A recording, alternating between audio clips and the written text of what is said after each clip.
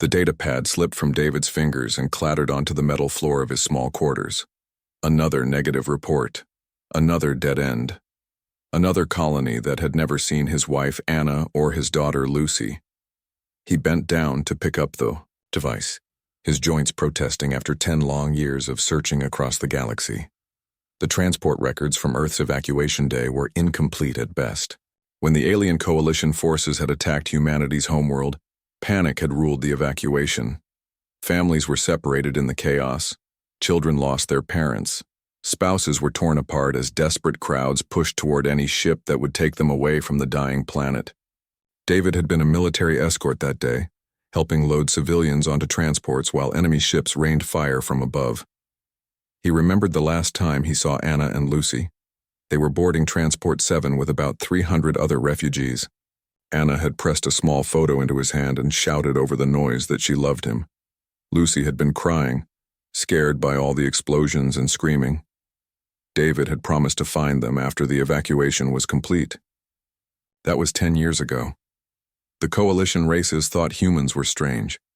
David had met many aliens during his search. Most were polite, but puzzled by his determination. A reptilian trader on Station 12 had asked him why he didn't just find a new family.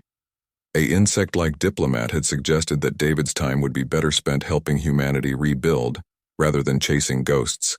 They didn't understand what drove him forward year after year, but other humans understood. Every human settlement David visited had people who were also searching for lost family members. They shared information, pooled resources, and never stopped hoping. The network of separated humans had become something beautiful in its own way. Strangers would spend days helping David search through records just because they knew the pain of losing someone. David's search had taken him to 43 different worlds and space stations. He had walked through refugee camps where humans lived in small metal shelters, their children playing games they had learned from alien species. He had visited successful human colonies where people had built new lives and new communities. He had even been to places where humans worked alongside aliens as equals, something that would have been impossible before the evacuation. Each place he visited, David showed the same worn photograph. Anna, with her bright smile and dark hair, pulled back in a simple ponytail. Lucy, with missing front teeth and paint on her fingers from art class. The photo was fading now, the edges soft from handling. But David knew every detail by heart. He could draw their faces with his eyes closed. Some humans he met had given up looking for their lost families. They told David that 10 years was too long, that hope was just another word for pain. A few even said he was being selfish, that his endless search was keeping him from building a new life. David listened to these opinions but never let them change his mind. Anna and Lucy were out there somewhere. He could feel it in his bones. The military had been good to David during his search. His service record was excellent, and his commanding officers understood his need to find his family. They gave him assignments that took him to different sectors of space.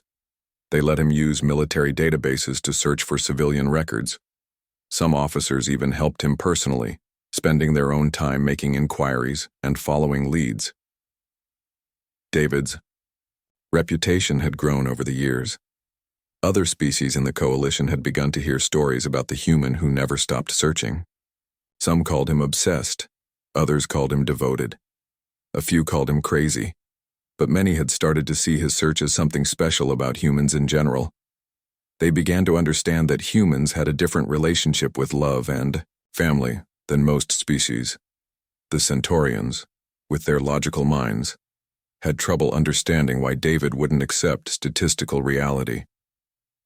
The chances of finding 2 specific humans among millions scattered across dozens of worlds was extremely small, but they respected his determination. The aquatic builders often helped David search their underwater cities, even though they knew humans rarely chose to live in such places. They seemed fascinated by the strength of human emotional bonds. Tonight, David sat in his quarters aboard the research vessel Endurance. His latest assignment was mapping stellar phenomena in the Outer Rim territories.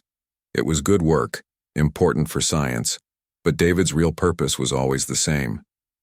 Every system they visited was another chance to find Anna and Lucy. Every space station was another place to ask questions and show the photograph. His communication device chimed softly. A message from the bridge. They had received a distress signal from a trading post called Harmony Station. Pirates had attacked the small outpost, and several ships in the area had been asked to help with rescue operations. David read the coordinates and felt something stir in his chest. The location was close to the trajectory that Transport 7 had been following when it disappeared 10 years ago. David had learned not to get too excited about coincidences. He had followed hundreds of leads that seemed promising only to end in disappointment. But this felt different somehow. Maybe it was just wishful thinking, or maybe it was intuition. Either way, he would do his duty and help with the rescue operation. And while he was there, he would ask the usual questions and show the usual photograph. He picked up the datapad again and began reading reports about Harmony Station. It was a small outpost that served as a trading hub for various species. Humans made up about 30% of the population, mostly refugees who had found work in the Outer Rim territories. The station had been attacked by raiders, but casualties seemed to be light. Local security had driven off the attackers, but they needed help with medical supplies and repairs. David closed his eyes and tried to imagine Anna and Lucy living on a place like Harmony Station. Anna had always been good with machines. She might have found work as a mechanic or engineer. Lucy would be 17 now, almost an adult. She might have a job of her own, or maybe she was still in school. The thought of seeing them again, of holding them again, made David's hands shake slightly. Tomorrow they would reach Harmony Station. Tomorrow he would help with the rescue operation and ask his questions. Tomorrow he might find another dead end. Or tomorrow he might finally get the break he had been searching for all these years. David put the datapad aside and tried to sleep, but his mind was full of possibilities and old memories of a family torn apart by war. Smoke still drifted from the damaged sections of Harmony Station when David's team arrived. The trading post looked like it had been built from spare parts and good intentions. Different sections showed the architectural styles of various alien species, creating a patchwork structure that somehow worked. Scorch marks from the pirate attack decorated the outer hull, but the station was still operational. The docking bay was chaos when David stepped off his shuttle. Injured beings sat against walls while medics moved between them. Humans worked alongside Centaurians, aquatic builders, and species David didn't recognize. Everyone seemed to be helping everyone else, which was typical for these frontier settlements. When survival was difficult, old prejudices became luxuries nobody could afford. David immediately joined the rescue efforts. His team had brought medical supplies and repair equipment, and there was plenty of work to do. He helped carry wounded aliens to the medical bay and assisted with emergency repairs to the station's life support systems. But even while working, David kept his eyes open for familiar faces and listened for any mention of humans who might match Anna and Lucy's descriptions.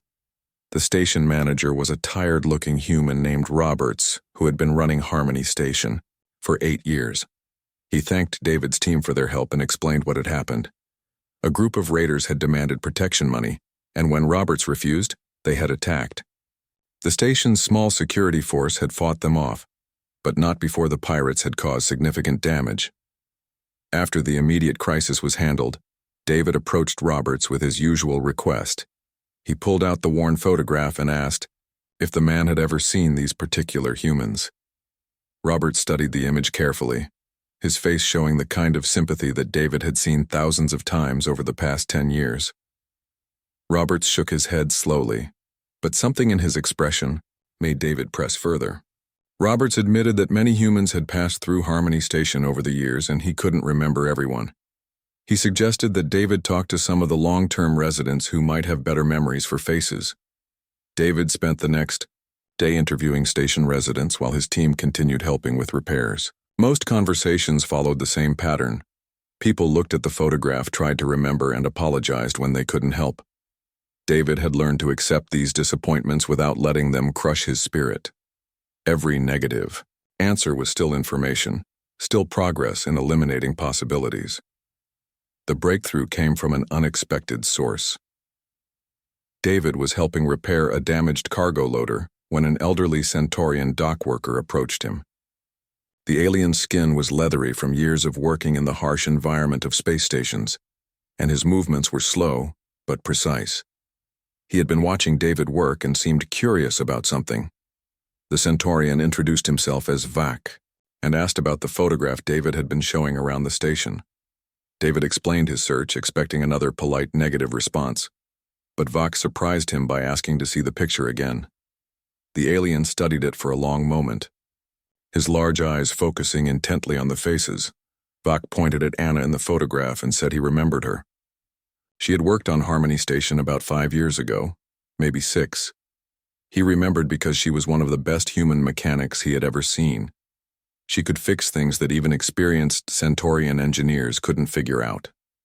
The other workers had respected her skills, which was unusual for humans on alien-dominated stations.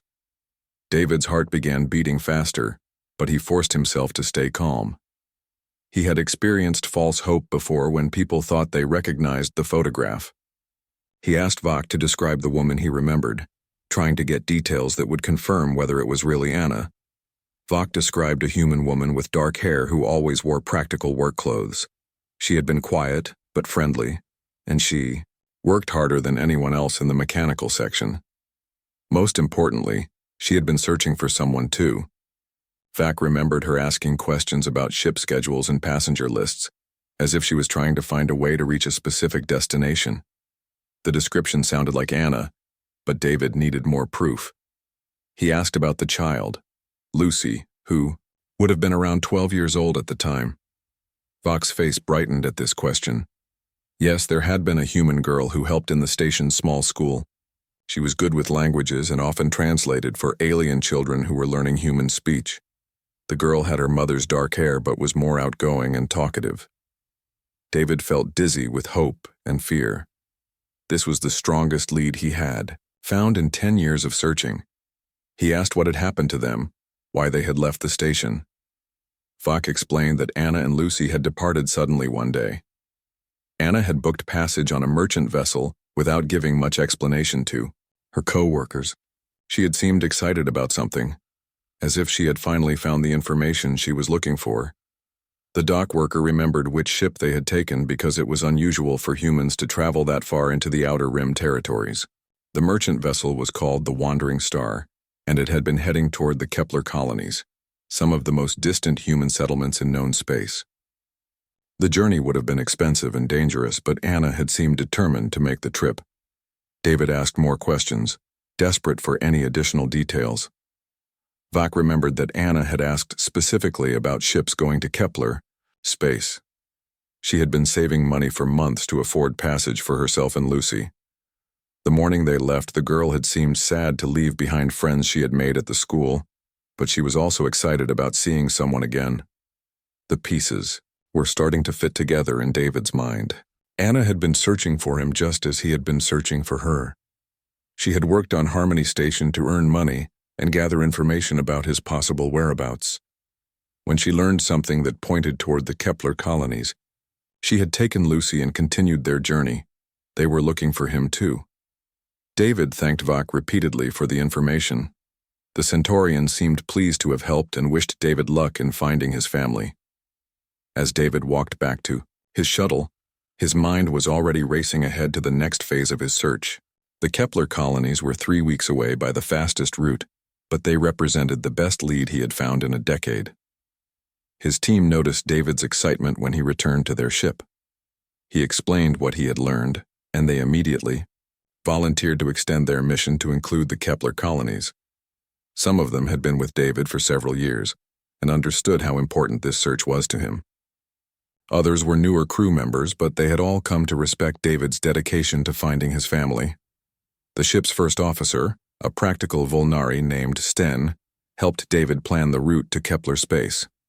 Sten had initially been skeptical about David's search, thinking it was a waste of time and resources. But over the years he had come to understand something important about humans. Their refusal to give up on each other was not a weakness or an obsession. It was a strength that made them remarkable among the species of the galaxy. As the Endurance departed Harmony Station, David stood in the observation lounge and watched the trading post disappear behind them. For the first time in years, he felt genuine hope instead of just stubborn determination. Anna and Lucy were out there and they had been looking for him too. The Kepler colonies were vast, containing dozens of worlds and millions of people. But David had found traces of his family's passage, and that was more than he had possessed yesterday. The journey ahead would take weeks, but David didn't mind. He had been searching for 10 years already. A few more weeks meant nothing compared to the possibility of finally holding Anna and Lucy again. And this time, David felt in his heart that the search was finally coming to an end. 3 days into their journey toward Kepler space, David received an unexpected message. Word of his search had somehow spread through the human communication networks, and ships throughout the sector were offering to help. A cargo hauler reported seeing a woman and teenager matching Anna and Lucy's descriptions on New Geneva, the largest colony in the Kepler system. A passenger liner volunteered to share their complete manifest from 5 years ago. Even civilian vessels were changing their routes slightly to check smaller settlements that David couldn't reach. David had never asked for this kind of help, but it moved him deeply. Humans scattered across dozens of worlds were uniting to help one man find his family. The network of communication between human settlements had always been informal, but now it was being used for something beautiful. Ship captains were talking to colony administrators. Settlers were checking old records. Families were sharing stories of their own separations and reunions. The response puzzled some of the alien crew members aboard the Endurance. Sten approached David one evening as he was reviewing the flood of messages and offers of assistance. The Volnari first officer had served with many different species during his long career, but he admitted that he had never seen anything like this collective effort to help one individual. David tried to explain human nature to his alien friend. When humans suffered, other humans felt that suffering too. When one person was lost, everyone wanted to help find them. It wasn't just about David's family anymore. Every human who joined the search was remembering their own lost loved ones, their own fears about being separated from the people they cared about. The search had become a symbol of something larger than one man's decade-long quest. But the attention also brought doubts that David had been avoiding. Messages from other humans weren't all encouraging. Some people suggested that Anna might have remarried during the years they were apart. Others pointed out that Lucy was now 17 and might barely remember her father. A few messages were blunt about the possibility that David's family had built a new life that didn't include him. These thoughts haunted David during the long days of space travel. He found himself staring at the old photograph for hours, wondering if he was being selfish. Maybe Anna had found someone else. Maybe Lucy thought of another man as her father now. Maybe his sudden reappearance would disrupt their lives instead of bringing them joy. The possibility that his dream might be their nightmare kept him awake at night. David's doubts became obvious to his crew. They had worked with him for years and could see when something was troubling him. Several crew members, both human and alien, made efforts to reassure him. They reminded him that Anna had been searching for him too, based on what the dock worker at Harmony Station had said. They pointed out that a woman who was trying to escape her past wouldn't have asked questions about her missing husband's possible whereabouts. The ship's counselor, a gentle human woman named Beth, had several long conversations with David about his fears. She helped him understand that his doubts were normal after so many years of separation. But she also reminded him that love didn't disappear just because time passed. Anna and Lucy might have changed during their years apart, but that didn't mean they had stopped caring about him. Messages continued to arrive from across human space. A teacher on New Geneva reported that a young woman named Lucy had attended their technical college for 2 years before graduating and joining the Colonial Aid Service. A mechanic confirmed that Anna Reed was running a successful ship repair business in the industrial sector of the same colony. The details were adding up and David's hopes were rising again. But along with hope came a different kind of fear. David realized that he had changed too during the 10 years of searching. The desperate man who had started this quest was gone, replaced by someone harder and more focused. He had learned to function in alien societies, to work with species that most humans never encountered. His search had made him famous among both humans and aliens throughout the Coalition territory. David worried that Anna and Lucy might not recognize the man he had become. Would they see a stranger wearing their husband and father's face? Would 10 years of separation be too much to overcome? These questions tortured David as the Endurance continued its journey toward Kepler space.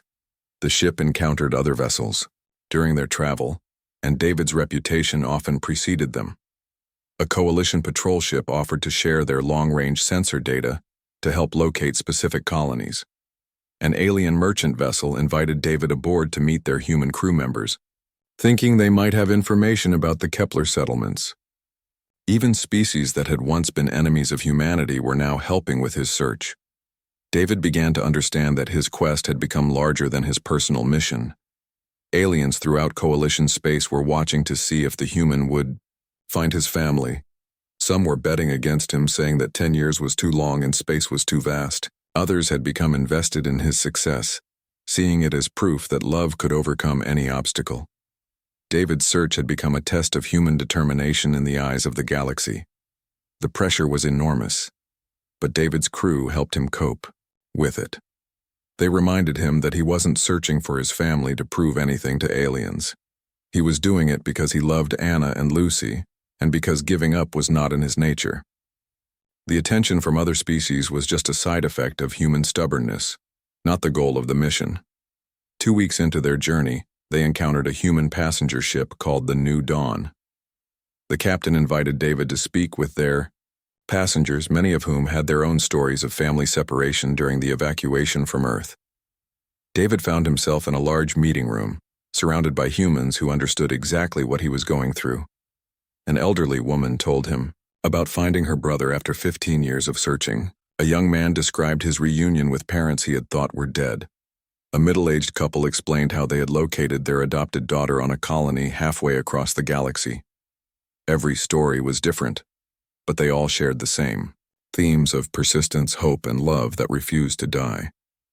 These conversations changed David's perspective on his search. He realized that he wasn't the only human who had refused to give up on lost family members. Across the galaxy, separated humans were finding each other again. Some reunions were joyful, others were complicated, but all of them were meaningful. David's story was just one thread in a larger tapestry of human determination to stay connected despite impossible odds. The New Dawn's passengers wished David luck as the ships prepared to part ways. Several people gave him messages to pass along if he found Anna and Lucy, treating his success as a certainty rather than just a possibility. Their confidence helped David push aside his doubts and focus on the task ahead. As the Endurance approached the outer edge of Kepler space, David felt a mixture of excitement and terror unlike anything he had experienced during his 10-year search. Within days, possibly hours, he would learn whether his family was really on New Geneva colony. He would discover if Anna still loved him, if Lucy still remembered him, and if a decade of separation could be overcome by the strength of human bonds. The crew prepared for their arrival with unusual care, understanding that this moment would define not just David's future, but humanity's reputation for determination and love. They had all become part of his story, and they wanted that story to have a happy ending. David stood in the observation deck, watching the stars of the Kepler system grow brighter, and tried to prepare himself for whatever was waiting on New Geneva colony. The blue and green planet of New Geneva filled the viewport as the Endurance approached the Kepler system's most successful human colony. David pressed his face against the transparent aluminum, drinking in the sight of a world that looked almost like Earth. Rolling hills covered in familiar vegetation stretched between cities that glowed softly in the afternoon light. Rivers wound their way through valleys where human children were probably playing games that their grandparents had taught them on humanity's lost homeworld. New Geneva had been one of the first colonies established after the evacuation, and it showed. The orbital space around the planet buzzed with traffic from dozens of different vessels. Cargo ships hauled goods between the surface and orbital platforms. Passenger liners brought new settlers from other human worlds. Even alien vessels were present, conducting trade with the prosperous colony that had become a symbol of human resilience. The spaceport was enormous, easily 10 times larger than anything David had seen at other human settlements. Multiple landing platforms handled ships of every size and description. Control towers reached toward the sky like metal trees, their surfaces covered with communication arrays and guidance systems. The whole complex hummed with the organized chaos of a successful trading hub. David's shuttle touched down on Platform 7, and he stepped onto solid ground for the first time in weeks. The air smelled like home, carrying scents of growing things and clean water. Gravity felt exactly like Earth normal, and David realized that the colonists had terraformed this world to match their lost planet as closely as possible. Even the sky was the right shade of blue. The spaceport's main terminal was a cathedral of glass and steel that soared high above the landing platforms. Inside, thousands of people moved through arrival and departure areas with practiced efficiency. David heard dozens of human languages being spoken, along with the translated voices of alien visitors. Digital displays showed flight schedules to hundreds of destinations across human space and beyond. At the information desk, David introduced himself to a young woman whose eyes widened when she heard his name. Word of his search had reached New Geneva ahead of him, and she immediately offered to contact the colonial administration for assistance. Within an hour, David was sitting in the office of Colonial Administrator Harrison, a serious man who had spent 15 years building New Geneva into one of humanity's crown jewels. Harrison explained that New Geneva was home to nearly 2 million humans, with another 500,000 living in orbital habitats and smaller settlements throughout the system. The colony kept excellent records, but finding two specific people among so many residents would still require systematic searching. Harrison promised David full access to all government databases and offered to assign staff members to help with the investigation. David began his search in the most logical places. Employment records showed that Anna Reed had indeed registered a business license for Reed Ship Repair 3 years earlier. The address was in the industrial sector, about an hour's travel from the spaceport. School records confirmed that Lucy Reed had attended New Geneva Technical College before joining the Colonial Aid Service, just as the messages David had received during his journey had indicated. But when David arrived at the address for Reed Ship Repair, he found an empty warehouse with a "For Rent" sign hanging in the window. The neighboring business owners told him that Anna had closed the shop 6 months earlier and moved somewhere else in the colony. She had been a good neighbor, they said, quiet and hard-working, but she had seemed restless lately, as if she was preparing for another journey. The Colonial Aid Service offices were more helpful. Lucy Reed was indeed employed by the organization, but she was currently assigned to a refugee assistance program in the outer settlements. She had been away from New Geneva for 2 months, helping newly arrived families establish themselves in the frontier communities. Her supervisor expected her to return within the week but couldn't give David a more specific timeline. David felt frustration building in his chest. After 10 years of searching, he was closer to his family than he had ever been, but they remained just out of reach. Anna had moved without leaving a forwarding address. Lucy was somewhere in the outer system, helping other separated families find new homes. The irony was almost too much to bear. The colonial administration offered David temporary housing while he continued his search. His quarters were in a residential complex near the spaceport, surrounded by families and children whose laughter reminded him of the life he had lost 10 years earlier. David spent his evenings walking through neighborhoods where humans had built something beautiful from the ashes of their destroyed homeworld. Days passed in a blur of interviews and database searches. David spoke with former customers of Anna's repair shop, trying to learn where she might have gone.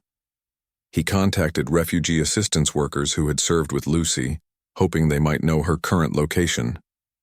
He even visited the technical college where Lucy had studied, talking with professors who remembered a bright young woman who was particularly gifted with languages. The breakthrough came from an unexpected source. David was having lunch at a small restaurant near the spaceport when the serving staff began discussing his search. Most of the conversation was typical expressions of hope and support, but one young man mentioned that his girlfriend worked at the refugee center downtown. She had told him about a new volunteer who matched Anna's description, someone who had recently started helping with translation services for newly arrived families. David's hands shook as he paid for his meal and hurried to the refugee center. The building was a converted warehouse where hundreds of displaced humans received temporary shelter while waiting for permanent housing assignments. Inside, David found organized chaos as volunteers helped families fill out paperwork, distributed supplies, and provided comfort to people who had lost everything except hope for a better future. The center's director confirmed that Anna Reed was indeed volunteering there, but she hadn't come in that day. However, the director expected her to return tomorrow morning when a new group of refugees was scheduled to arrive from the outer settlements. David felt his heart pounding as he realized that tomorrow, after 10 years of searching, he might finally see his wife again. That night, David couldn't sleep. He walked the streets of New Geneva until dawn, looking at the homes and businesses that humans had built in their new world. Children played in parks where earth trees grew under an alien sun. Couples held hands on bridges that spanned rivers, flowing toward unfamiliar seas. Old people sat on benches telling stories of the world they had lost and the world they had found. David understood that Anna and Lucy had built lives here. They had friends, responsibilities, and routines that didn't include him. Part of him wondered if his appearance would disrupt their carefully constructed peace. But another part of him, the part that had driven him across the galaxy for 10 years, knew that some bonds were too strong to break. Family was family, no matter how much time had passed or how many light years had separated them. The next morning, David arrived at the refugee center early and waited outside. His reflection in the building's windows showed a man who bore only a passing resemblance to the person Anna had married. 10 years of searching had changed him in ways that went deeper than gray hair and new lines around his eyes. He had become someone who could navigate alien cultures, someone who commanded respect from species across the galaxy, someone whose determination had become legendary among humans and aliens alike. But as David stood there waiting, he felt like a nervous teenager preparing for a first date. In a few minutes, he might see the woman he loved. In a few minutes, 10 years of separation might finally come to an end. In a few minutes, David might discover whether the greatest search in human history had been worth all the heartache and hope. A transport shuttle descended from the morning sky and settled onto the landing pad near the refugee center. David watched from across the street as the loading ramp lowered and passengers began emerging into the bright sunlight of New Geneva. Most were clearly refugees, carrying simple possessions and wearing the tired expressions of people who had traveled far from whatever they used to call home. David's chest tightened as he scanned the faces, looking for Anna among the volunteers, who would be greeting the new arrivals. He had imagined this moment thousands of times during his 10-year search, but now that it was actually happening, his mind felt strangely blank. What would he say to her? How could he explain a decade of searching? What if she didn't want to see him?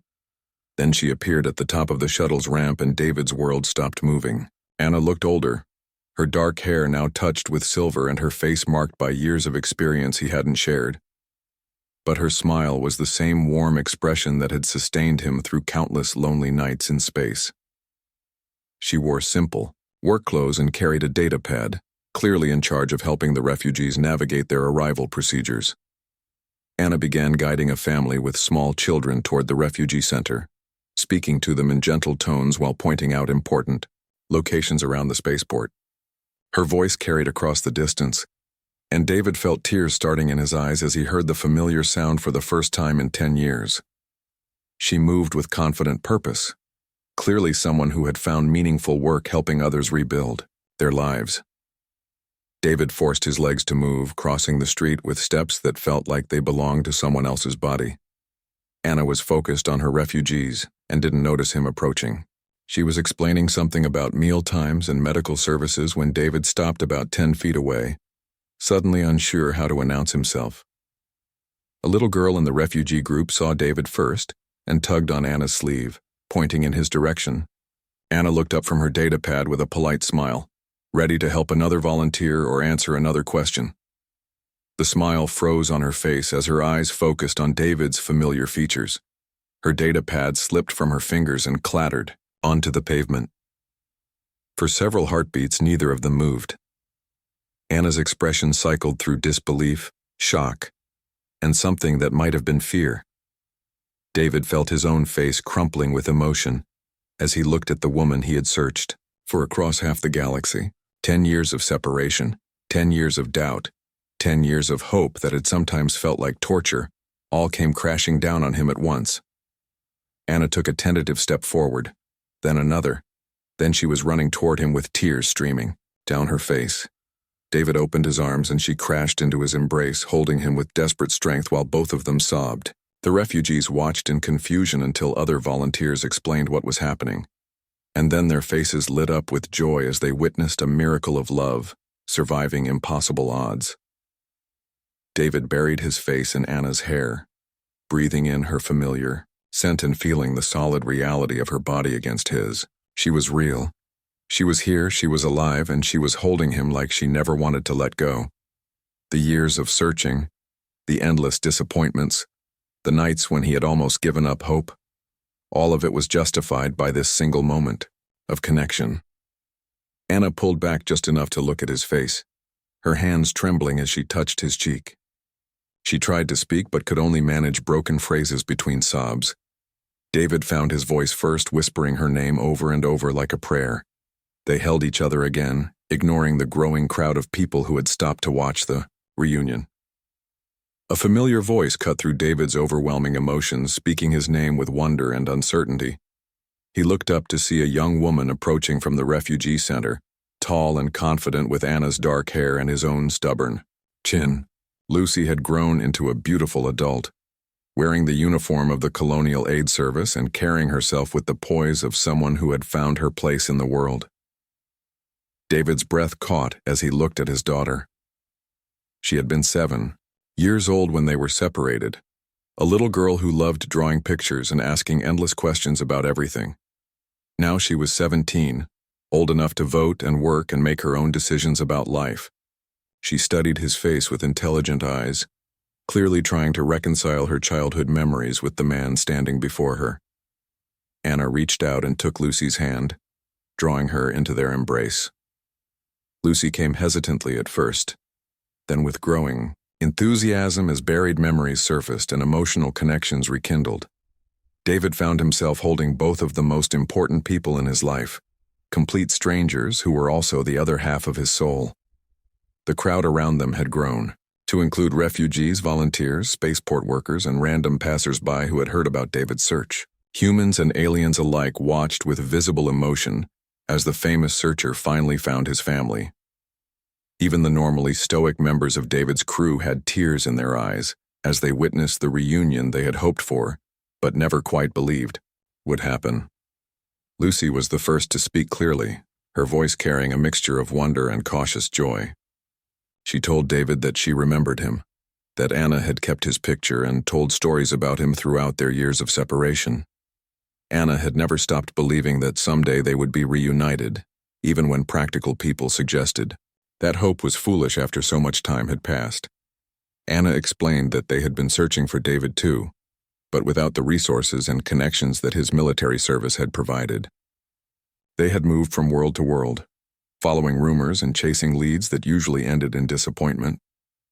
Anna had taken whatever work she could find to support them while gathering information about possible destinations where David might have gone.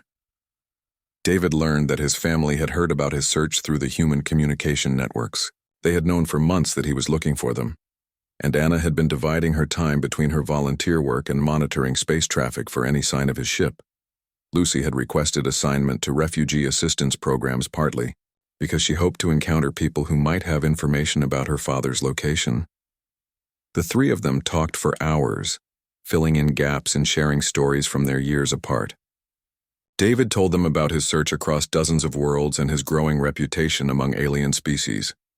Anna and Lucy described their struggles and successes in building new lives, while never giving up hope for reunion. Each story was a piece of a larger puzzle, showing how love had guided them all toward this moment. The reunion attracted attention from across human space as news networks reported on the end of David's legendary search. But more importantly, it inspired countless other separated families to renew their own efforts at reconnection. David's determination had proven that no distance was too great, no time too long, and no odds too impossible when human love was involved. As the sun set over New Geneva, David walked between Anna and Lucy through streets that would now become his home. His 10-year search was over, but a new chapter was beginning. He had found his family, but more than that, he had demonstrated something important about humanity to both themselves and the alien species who shared the galaxy with them. Humans never gave up on each other. They never stopped loving, never stopped hoping, never stopped fighting for the connections that made life meaningful.